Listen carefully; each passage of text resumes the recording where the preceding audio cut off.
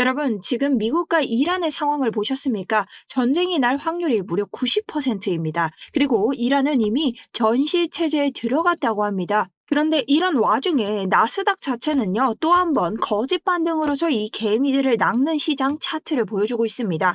자, 계속해서 하락의 추세를 따라서 이곳을 넘지 못하고 있기 때문에 이곳을 넘기 전까지는 완벽한 반등장이 형성됐다고 볼 수 없다. 그렇기 때문에 지금은 계속 나스닥의 하방에 주의를 해야 되는 구간이다. 제가 계속해서 설명을 드렸습니다. 근데 단지 어제 나스닥의 이런 단기 반등만 보시고 여러분 비트코인까지 롱에다가 매수를 거셨던 분들 모두 다 손절이 나셨을 겁니다. 자, 오늘 썸네일 보셨죠? 나스닥은 여전히 주봉과 일목구름과의 차이가 큽니다. 이 이격을 좁히기 위해서는 하락이 계속 지속될 위험이 있다. 그렇기 때문에 이 나스닥을 보지 않고 지금 비트코인 반등인가 하고 롱 버튼 누르시는 분들 죄송하지만 그 시드는 오늘 거래소에 반납하는 날입니다. 자, 그렇다면 이쯤에서 우리는 트럼프가 왜 전쟁까지 불사하면서 기름에 집착하는지, 그리고 왜 나스닥과 비트코인이 동시에 무너질 수밖에 없는지, 그 무서운 시나리오 제가 거시적 경제 시점까지 모두 다 기술적 차트 분석으로 풀어드립니다. 자, 여러분 솔직히 말해서 여러분 저점 잡기 힘듭니다. 24시간 대응 안 되는 분들 위해서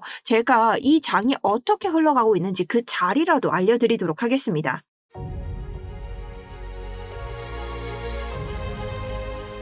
안녕하세요. 여러분의 우상향 계좌를 책임지고 있는 차트 분석 전문가 정수연입니다. 자, 할 이야기가 많기 때문에 좀 빠른 진행을 하겠습니다. 첫 번째는 비트코인의 현재 상황입니다. 오늘 오전 영상을 안 보셨던 분들 이 해당 영상 하나만 보셔도 비트코인의 전체 흐름, 거시적 경제 관점, 우리가 어떤 관점으로 어떤 타점에서 어떤 조건을 보고 어느 목표가까지 봐야 되는지 모두 다 알려드릴 예정이니 영상 끝까지 보셔야 됩니다. 자, 그럼 첫 번째 현재 상황, 비트코인은 단기 채널을 형성하고 있다. 자, 해당 구간을 확대해서 보면 우리 윗구간의 채널 자체에는 계속해서 딱 맞게 떨어지지 않는다. 그런데 아래 구간 같은 경우는 채널의 하단선을 명확하게 지켜주면서 가고 있다. 이 말은 즉슨 이 비트코인으로 개미들에게 롱 포지션의 자리를 계속해서 주고 있다라고 볼 수 있다고 드렸습니다. 하지만 바로 옆 이전 장을 우리가 비교를 했을 때 해당 장에서는 롱 포지션이 아닌 상단부에서 계속해서 숏에게 자리를 주고 있습니다. 자, 이런 자리에서 어떤 타점이 나왔냐?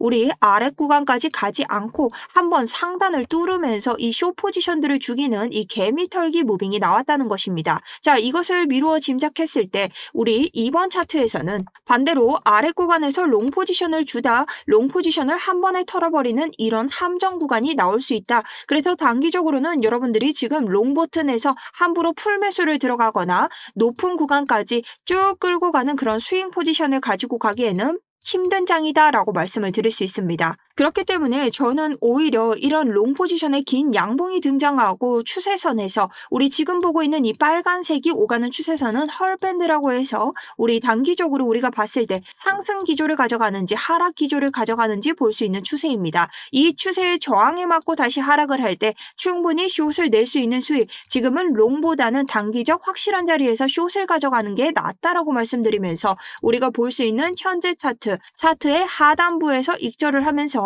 26%의 수익을 낼 수 있었습니다. 해당 관점에 대해서는 언제나 실시간으로 제가 들어가는 자리에서 여러분들께 관점을 공유드리고 있기 때문에 이런 실시간 관점이 궁금하신 분들은 코인인사이트 제 영상 아래에 더보기란 혹은 제 영상 아래에 댓글 통해서 신청 버튼만 누르시고 링크 통해 들어오시면 될 것 같습니다. 자, 그럼 오늘 매크로 관점 말씀드리면서 제가 이런 매크로와 우리 비트코인 기술적 차트 분석으로 이어질 수 있는 자리들 모두 설명을 드릴 건데요. 자, 일단 첫 번째로 여러분, 트럼프가 왜 자꾸 기름에 집착을 할까요? 물론 기름은 좋은 것입니다. 근데 지금까지 가만히 있다가 베네수엘라부터 시작해서 이란까지 계속해서 기름에 집착하는 이러한 모습을 보입니다. 자, 지금 이란이랑 베네수엘라를 잡는 건요, 이 트럼프가 단순하게 전쟁광이라서 그런 게 아닙니다. 핵심은 기름값이에요. 우리가 시장에 나가서 배추를 하나를 사도 그 배추를 트럭으로 옮기려면 기름이 들죠. 기름값이 싸지면 모든 물건값이 내려갑니다. 즉 트럼프는요,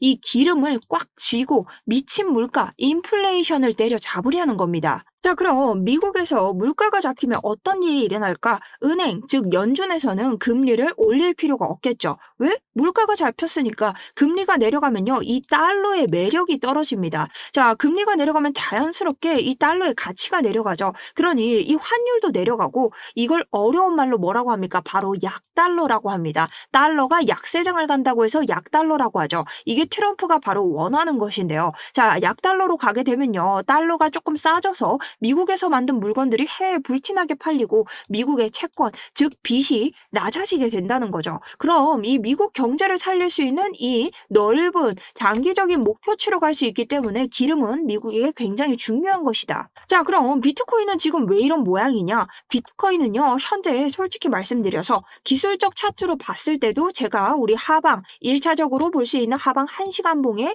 65K 부근, 그리고 우리가 이 저점을 잡지 못한다면 60K를 깨는 이러한 관점을 봐야 된다고 말씀을 드렸습니다. 그러니 지금 비트코인이 상승을 하기 위해서는 결국엔 트럼프가 지향을 하는 이런 약달러 세계관으로 와야 된다. 하지만 이런 전쟁이라는 이슈를 앞두고서는 우리가 나스닥의 하락이 이어지기 때문에 추가적인 하락 관점까지 대응을 하면서 계속해서 이 기술적 차트 분석으로 대응을 할 수밖에 없는 그런 자리들이 나온다는 뜻이죠. 그런데 이런 관점을 하나도 모른 채로 이런 채널 아래에서 계속해서 롱 포지션 나올 수 있네 하고 들어가시다가 갑작스러운 하락이 등장하면 미국에서 이란에 폭탄 하나라도 던지면 그날 어떻게 되죠? 자, 네 머리에 한 발 하고 갑작스럽게 떨어집니다. 이런 자리들을 지금부터는 조심하셔야 된다라는 겁니다. 그리고 현재 이전 1시간봉에서 나왔던 저점으로부터 이렇게 빗각이 형성되어 있습니다. 자, 이런 빗각들을 확대해서 잘 살펴보면요, 지금 비트코인 자체가 이 빗각의 추세선을 따라서 지지와 저항을 정확하게 맞고 있습니다.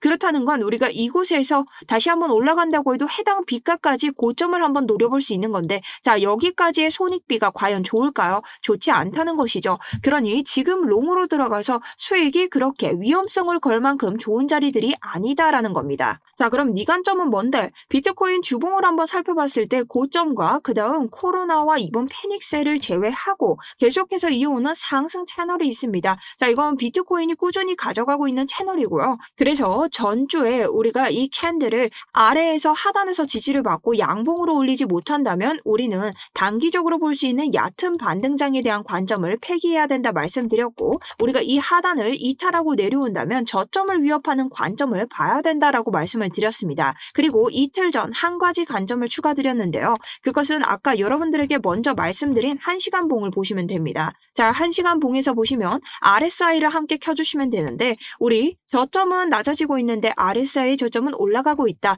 명백한 상승 다이버전스입니다. 상승 다이버전스가 나오면서 결국은 CPI와 함께 소폭 반등을 이루었는데요. 제가 여기서 이 고점은 마지막 고점이다, 올라가지 못한다. 왜냐? 우리가 주봉의 마감을 하단에서 지지받고 양봉으로 만들지 못했다, 아래로 이탈했기 때문에 이 고점을 그대로 가지고 반등할 수 없다라고 말씀을 드렸죠. 그리고 그대로 비트코인은 제 말대로 하락을 하면서 현재 채널을 만들고 있습니다. 그래서 저는 이 상승 다이버전스가 만들어졌던 곳에 강력한 지지구간 매물대가 생겼다 판단을 하고, 이 아래 구간 우리가 TPO 지표를 활용했을 때 투자자들의 심리 구간을 볼 수 있는데요. 자, 이렇게 빨간색으로 표기가 되고 이 가격대가 표기가 된다는 것은 POC 라인으로 인해서 지지 저항이 굉장히 센 라인이 추가가 돼 있다는 겁니다. 자, 요런 지표들은 여러분 아래쪽에 수익이라고 두 글자 남기시고 링크 통해 신청하면 제가 무료로 드리고 있습니다. 자, 그러니 이 라인을 아래쪽에 내려오면서 깨고 반등의 여지로 올라갈 수 있는 한 개의 희망 자리가 나오고 있다. 이게 제 추가 관점이었습니다. 하지만 오늘 뜬 전쟁 발발 소식으로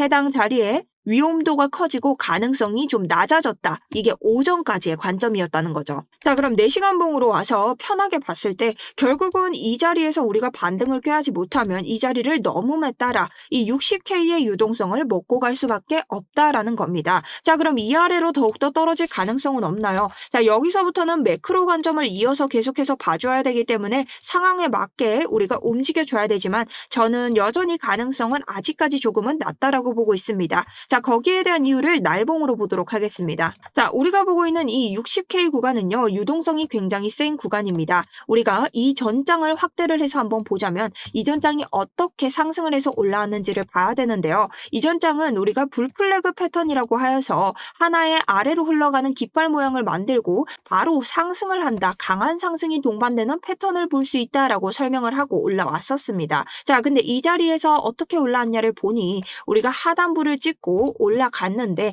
여기에서 마저 찍지 않고 하락을 합니다. 그럼 이 자리를 확대해서 한번 보도록 할까요? 자, 채널 하단부로 가지 않고 이평선에서 맞았습니다. 그렇다는 것은 여기에서부터 상승 기조가 보였기 때문에 개미들을 털어내는 자리, 어떻게 보이나요? 이 아래 꼬리를 빼주면서 개미를 털고 있죠. 자, 여기 유동성이 엄청나다는 겁니다. 그리고 비트코인은 여기서부터 상승을 가파르게 올려버리는 이런 자리들을 보여주고 있다라는 거죠. 그러니 이 60K 매물대에 강한 지지 저항이 엄청나게 몰려 있다라는 겁니다. 그래서 저는 이번 자리에서 내려왔을 때 이 60K의 유동성을 탁 건드리면서 저점을 만들고 강한 반등장을 올릴 확률이 매우 크다라고 보고 있습니다. 자, 그리고 이런 장이 왔을 때는요, 우리가 일봉에서 잘 나타나지 않는 과매도 구간이 들어왔기 때문에 저점이 낮아지고 이 과매도 구간에서의 RSI 저점이 올라가면서 일봉의 상승 다이버전스, 강력한 상승 다이버전스가 나오기 때문에 이곳의 가능성이 점점 더 높아지고 있다라고 보는 거죠.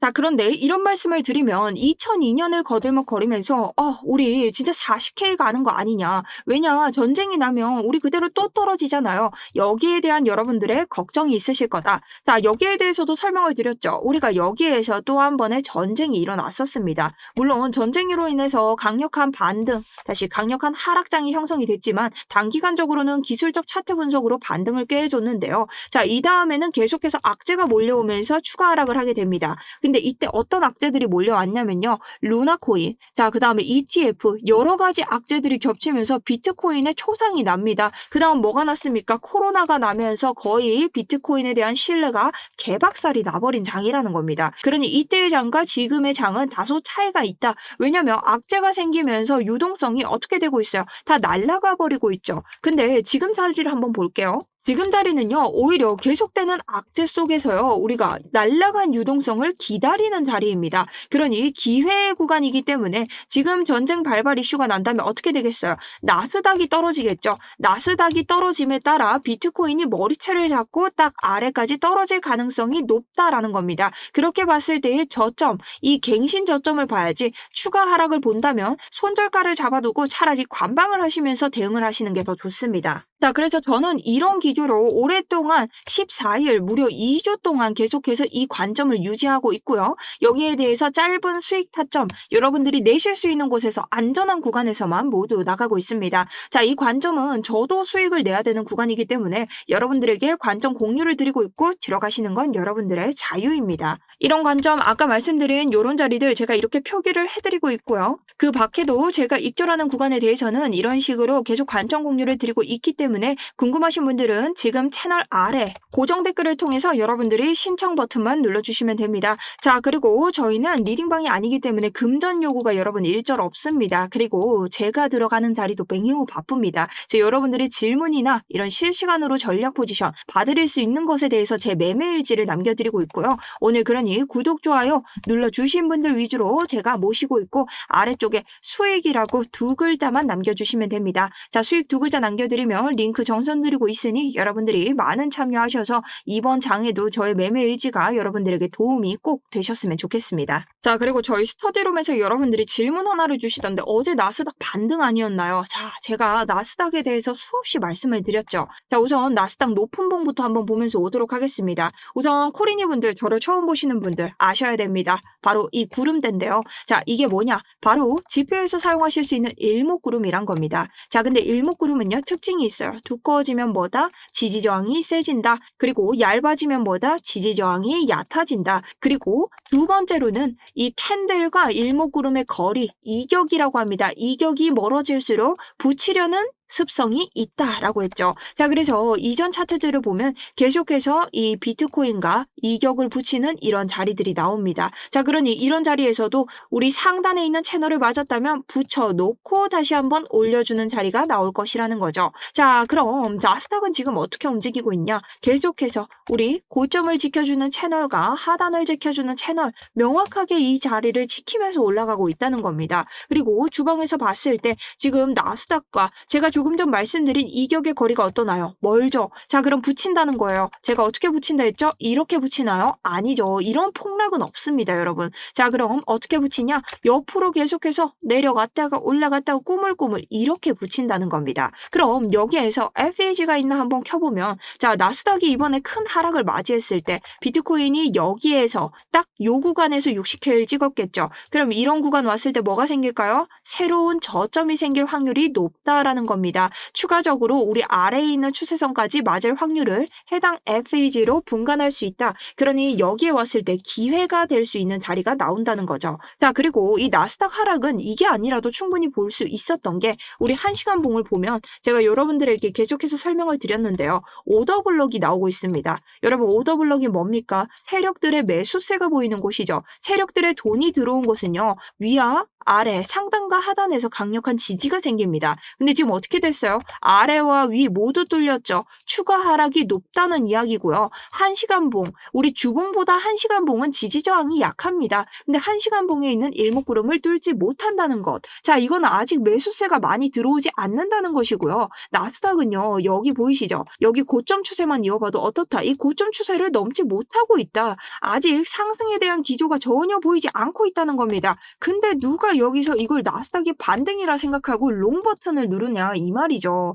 자, 제가 참 답답합니다. 그러니 이런 자리에서 손절이 날 자리가 아닌데 여러분들이 손절이 나기 때문에 제가 스터디룸에서 보내드리는 이런 시황이나 저의 관점들을 자꾸 보라고 말씀을 드리는 겁니다. 제가 모르는 것에서 뭐 한 개 손절이 나면 괜찮은데 저는 알고 있었는데 여러분들이 손절이 나는 거는 참 안타깝다는 거죠. 그런 여러분들이 이런 단기적인 반등에 꼬임에 넘어가는 게 아니라 차라리 보실 거면 이런 추세를 넘어가고 우리가 볼 수 있는 추세선, 이 채널의 추세까지 넘어갔을 때 차라리 비트에 롱을 넣는 게 더 낫다고 말씀을 좀 드리고 싶습니다. 자, 그럼 나스닥에 써먹었던 것 복습 한번 해봅시다. 일목구름 뭐라고 했어요? 두꺼워지면 지지 저항이 크다, 얇아지면 지지 저항이 얇다. 자, 그런데 여기는 이격이 어때요? 크다. 그럼 어떻게 하겠어요? 붙이러 갈 것이다. 근데 제가 이격이 크면 뭐라고 했죠? 이렇게 붙이러 가는 장은 없다고 했죠? 옆으로 갑니다. 자, 그런데 이 옆으로 가려면 얘가 반등을 해주기 위해서는 이게 두꺼운 게 나아요? 얇은 게 나아요? 얇은 게 낫죠? 자, 이 일목구름이 얇아지려면 어떻게 해야 돼요? 내려가야 됩니다. 하락하면서 일목구름대가 얇아졌죠? 그러니 내려가면서 이 구름이 꼬여야 됩니다. 그랬을 때 뭐가 나온다? 우리 RSI에서 상승 다이버전스가 나오고 일목구름은 얇아질 것이고 그 다음 저점을 갱신하면서 개미를 털어내고 옆차기를 하면서 위로 올라가는 이런 장이 형성될 수 있다는 겁니다. 자, 그럼 제 관점에 대해서 설명을 좀 드리겠습니다. 자, 아직 미국 이슈 반발이 조금 있기는 하지만 여전히 대응점을 갖춰야 된다고 생각하고요. 우선은 1번 관점으로 우리가 봤던 1시간 매물대 64.8K 같은 곳을 찍고 다시 한번 짧은 반등, 이곳의 반등은 굉장히 낮다라고 생각을 합니다. 그렇기 때문에 보수적인 이런 비중으로 들어갈 예정이고요. 만약 위에 있는 68,9K까지 모두 뚫고 70K를 뚫어준다면 거기에서는 비중을 늘리겠습니다. 하지만 가능성이 낮은 시나리오로 보고 있습니다. 자, 그런데 이 자리를 뚫고 내려온다. 어디까지 손절가를 잡으면 좋을까요? 63K까지 잡고 보도록 하겠습니다. 63K를 뚫고 내려올 때는요. 저점 시나리오, 우리가 가능성을 많이 두었던 2주 전부터 봤던 시나리오죠. 이 시나리오를 대응할 예정이고요. 여기서는 56에서 59까지 대응을 할 예정입니다. 그리고 여기에서 전쟁 이슈 발발이나 매크로 관점이 나와서 이탈을 한다면 손절가 52K 잡으면서 대응하도록 하겠습니다. 근데 솔직히 이렇게 말씀드리다고 여러분 막상 하단 타점 오면 손가락 움직이실 수 있겠어요? 겁나서 못 잡죠. 자, 저는 저점을 2번이나 잡은 이력이 있습니다. 그리고 그 이력으로 모든 자리에서 여러분들께 대응 타점 실시간으로 유튜브까지 인증을 드렸습니다. 자, 그리고 해당 자리에서 60.5K 홀딩하면서 따라오신 분들까지 모두 다 계시죠. 자, 저런 자리들 여러분들도 충분히 잡을 수 있기 때문에 이런 자리에서 여러분 침이 마르도록 뇌동매매 하지 말라고 말씀드리는 겁니다. 이런 장은요, 판단 한 번에 여러분 시드 그냥 거래소에 기부해버립니다. 그러니 24시간 차트 대응하는 거 솔직히 여러분 쉽지 않습니다. 저도 이게 업이고 오랫동안 해왔기 때문에 하는 겁니다.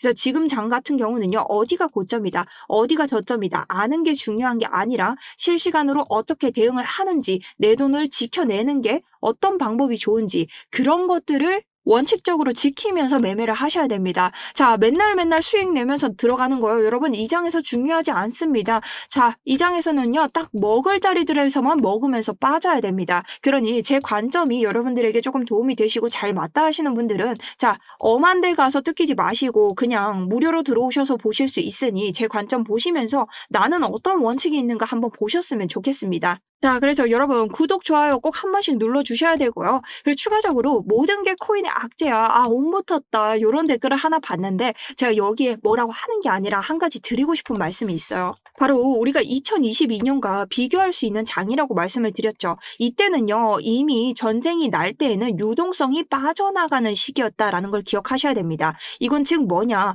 이 악재로 인해서 나갈 유동성이 많았다는 겁니다. 자, 그렇다면 지금 장은 어떻냐, 유동성을 기다리고 있는 장입니다. 그러니 여러분들이 이때와는 다르다라는 걸 인지하고 움직이셔야 되고요. 여전히 기술적 차트로 대비를 하면서 움직이셔야 됩니다. 자, 왜냐면 트럼프 같은 정치인들은요, 결국엔 성적표와 같은 나스닥을 여러분 지켜줘야 됩니다. 하지만 기술적으로 봤을 때 이미 고점을 한번 찍었기 때문에 어느 정도의 하락분은 여러분들이 대비를 하셔야 된다. 조정이 있어야 상승도 있기 때문에 결국은 인내를 하셔야만 우리가 반등장을 가져갈 수 있습니다. 다만 전쟁이라는 악재가 있다 함은 하방에 여전히 대응을 해줘야 되는 장이지만 이전과는 다르고 트럼프가 추구하는 바가 결국엔 달러 약세, 반등으로 끌고 올 수 있는 장이기 때문에 여러분들의 인내심과 끝끝내 다가갈 수 있는 그 한 번의 매수 버튼이 굉장히 중요하다. 이런 말씀 드리면서 오늘 영상 마쳐보도록 하겠습니다. 자, 여러분 멘탈 관리 잘 하시고요. 저는 이번에도 또 한 번 우리가 저점을 잡아낼 수 있을 거라 믿으면서 또 한 번 스터디룸에서 질문 대응 도와드리도록 하겠습니다. 자, 여러분의 응원 항상 많이 받고 있습니다. 여러분 오늘도 성투하시는 하루 되셨으면 좋겠습니다. 지금까지 정수연이었습니다.